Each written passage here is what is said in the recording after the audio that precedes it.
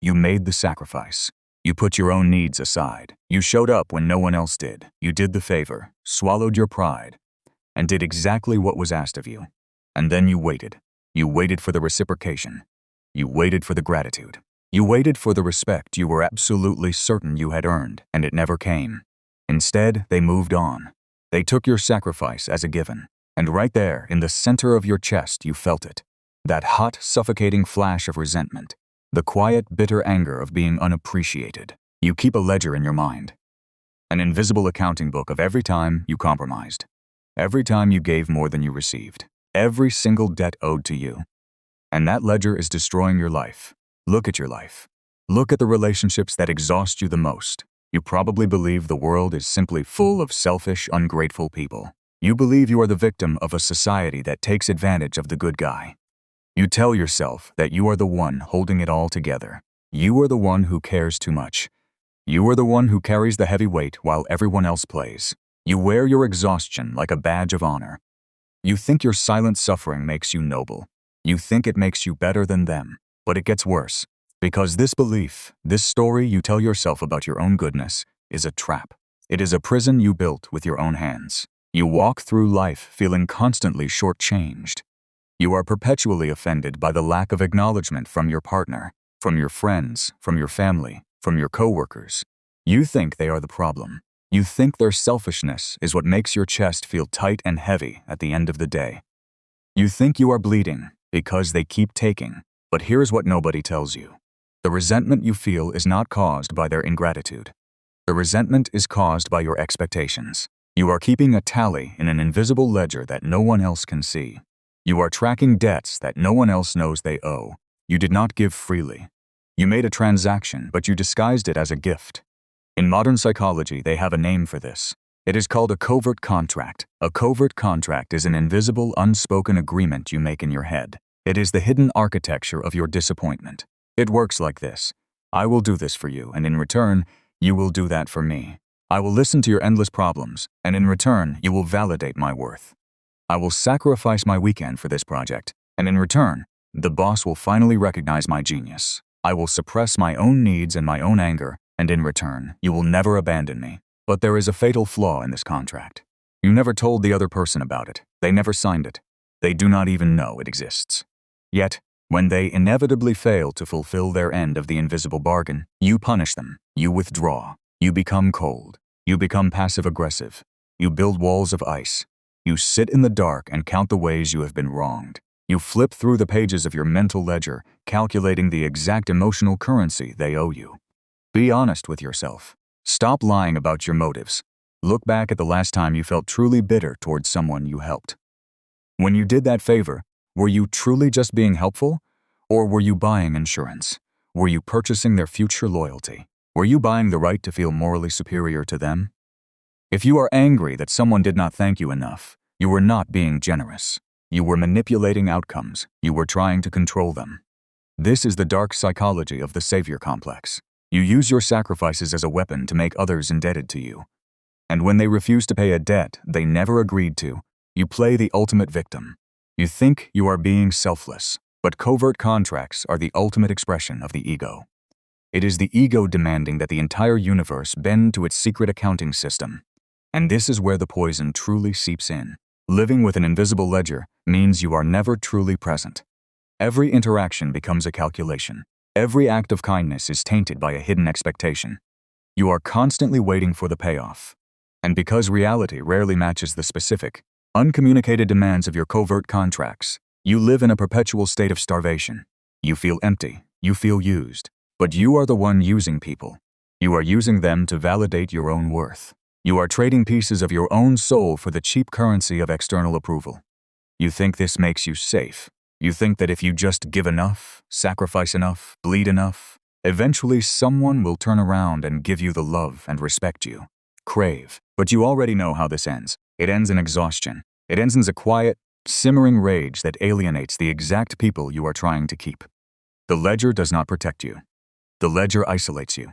2,000 years ago, someone understood this perfectly. Before psychology had a term for it, the ancient philosophers diagnosed this exact disease of the mind. They saw how men destroyed themselves trying to extract gratitude from an indifferent world. They saw how the invisible ledger turned free men into miserable slaves. And they knew that the only way to survive was to burn the book entirely. In the winter of 170 AD, the most powerful man on earth sat alone in a freezing military tent on the Germanic frontier. Marcus Aurelius, Emperor of Rome, was exhausted. His body was failing him. His empire was being ravaged by plague and war. But his deepest pain was not physical. He was surrounded by people who constantly took from him. Generals plotting behind his back. Politicians asking for endless favors. Citizens demanding more wealth, more games, more blood. He had sacrificed his health, his peace, and his entire life to protect them. He had every right to keep a massive ledger. He had every right to be bitter. He had every right to demand their absolute gratitude. But he did not. Instead, by the dim light of a flickering candle, he picked up his private journal and wrote something that shatters the modern illusion of the covert contract. He wrote about a vine producing grapes. A vine produces grapes, he observed, and asks for nothing in return. A horse runs, a dog hunts, a bee makes honey, and a human being helps another human being. Once the vine has produced its fruit, it is satisfied. It does not demand that the world applaud it. It does not keep a record of how many grapes it gave to the farmer. It simply does what it was made to do, and then moves on to produce more. This is where everything changes. The Stoics understood that the reward for a good deed is not the gratitude of the receiver. The reward for a good deed is having done it. The reward is the alignment of your own character. When you do a favor and then wait around for the thank you, you instantly corrupt the action. You turn a demonstration of your own inner strength into a cheap transaction. You are acting like a merchant, not a sovereign. You are saying to the universe, my virtue is conditional. I will only be a good man if you pay me for it in validation. Look closer at the invisible ledger you carry. Every page is filled with conditions. You gave your time, but conditionally.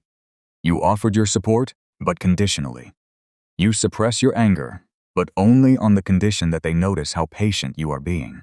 You are treating your own character like a commodity to be traded on the open market. And when the market crashes, when they do not notice, when they do not care, when they do not reciprocate, you feel utterly bankrupt. The ancients had a word for this pristine state of giving. They called it acting in accordance with nature. They believed that humans are built for cooperation. We are built to support the social fabric. Therefore, helping someone else is not a monumental sacrifice that requires a parade. It is simply your nature. To demand a receipt for being a decent human being is an insult to your own dignity. Marcus Aurelius prepared his mind for the ingratitude of the world every single morning. He literally wrote, "Today I shall be meeting with interference, ingratitude, insolence, disloyalty, ill will, and selfishness." He did not expect people to fulfill his covert contracts. He expected them to be exactly what they were: flawed, forgetful, self-absorbed, and he chose to do his duty toward them anyway.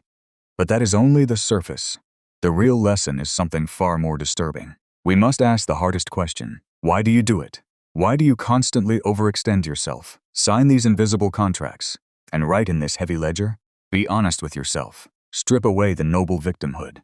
You do it because you are afraid. Deep down, you carry a ghost, a quiet, terrifying belief that you are not inherently valuable. You do not believe that people will love you, or respect you, or stay with you simply for who you are, so you try to buy them. You use your sacrifices as currency. You use your niceness as a bribe. You believe that if you make yourself utterly indispensable, if you do everything for them, they will not be able to abandon you. Your invisible ledger is not a record of your goodness. It is a record of your insecurity. You use your favors as chains. You wrap them around the necks of the people you love, hoping to tie them down. And when they do not act chained, when they express their own autonomy, you feel betrayed. You think, after all I have done for you. That phrase is the battle cry of the covert contract.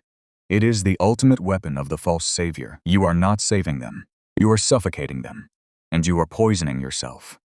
Think about the sheer amount of mental energy you waste maintaining this ledger. You are an accountant of misery. You lie awake at night calculating emotional interest. You analyze their text messages for a lack of enthusiasm. You measure their tone of voice. You keep track of who paid for dinner 3 weeks ago. You remember the exact wording of the compliment you gave them, and you actively wait for them to match it. You are practicing death while you are still alive. You are completely disconnected from the present moment. Your entire existence is suspended in the future, waiting for a payout that will never arrive. And even if it does arrive, even if they finally say the exact words of gratitude you have been starving for, what happens? You feel a brief hit of cheap dopamine, a momentary relief, and then the ledger opens to a blank page. The cycle starts all over again. You immediately look for the next thing you can do to make them owe you. The thirst is unquenchable because the hole in your soul cannot be filled by their applause. The dominoes are falling. The illusion is breaking. You are beginning to see the heavy, rusting chains you have wrapped around your own wrists. You thought you were the victim of an ungrateful world. Now you see that you are the architect of your own prison. You built the walls with your unspoken demands. You locked the door with your resentment, and you swallowed the key by pretending you were just being nice. And once you see this, you cannot unsee it. You can never again play the role of the innocent martyr. The disguise has been ripped away. The mask is shattered. But this is not a moment for despair. This is the moment of liberation. Because if you are the one holding the ledger, you are also the one who has the power to set it on fire. 2,000 years ago, the Stoics handed us the torch. They left us a precise, brutal, and beautiful framework to reclaim our sovereignty. They showed us how to walk through an ungrateful world with an unbreakable spirit. They taught us how to give without losing ourselves and how to serve without becoming slaves. Now pay attention. This is the part that matters. The medicine is about to be applied, and it will burn before it heals. To cure the disease of expectations, you must deliberately bankrupt the invisible ledger. You must forgive every single debt you think you are owed, not because the people who took from you deserve to be forgiven, but because you can no longer afford to carry the weight of the accounting. The Stoics relied on a fundamental principle called the dichotomy of control. You have absolute control over your own actions, your own generosity, and your own character. You have absolutely zero control over how another person receives it. The moment you make your peace of mind dependent on their gratitude, you hand them the keys to your inner fortress. You make yourself a slave to their reaction. Therefore, your action must become its own reward. From this moment forward, you must completely sever the tie between what you do and what you expect to get back. If you choose to help someone, you do it entirely because it aligns with the man you have chosen to be. You do it because it is your nature. If you cannot do a favor without expecting a return, you do not do it at all. You learn the ancient weapon of a clean, honest no. A respectful no is infinitely more honorable than a resentful yes. It preserves your energy, and it preserves their dignity. But when you do choose to give, you give like a sovereign. A king does not check the cash register every time he bestows a gift. He gives because his cup is overflowing. He does not need the beggar to validate his crown. This is where the transformation takes root. This is where you reclaim your power. Did they take your effort for granted? Good. You just learned to act from inner sovereignty, not applause. Did they not say thank you? Good. Now your virtue is absolutely untainted by transaction. Did they walk away after you carried their burden? Good. You are finally free from the exhausting business of emotional accounting. Every time someone fails to recognize your sacrifice, it is a test. It is the forge burning away your ego. It is an opportunity to prove to yourself that your character is not a performance. You are not performing your life for an audience. You are the sculptor, and you are carving yourself out of stone. The stone does not care if the crowd claps. Let the dominoes fall.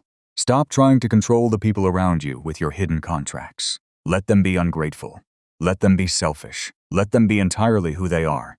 Their flaws have absolutely nothing to do with your character. When you stop demanding that the world pay you back, a heavy, suffocating pressure lifts from your shoulders.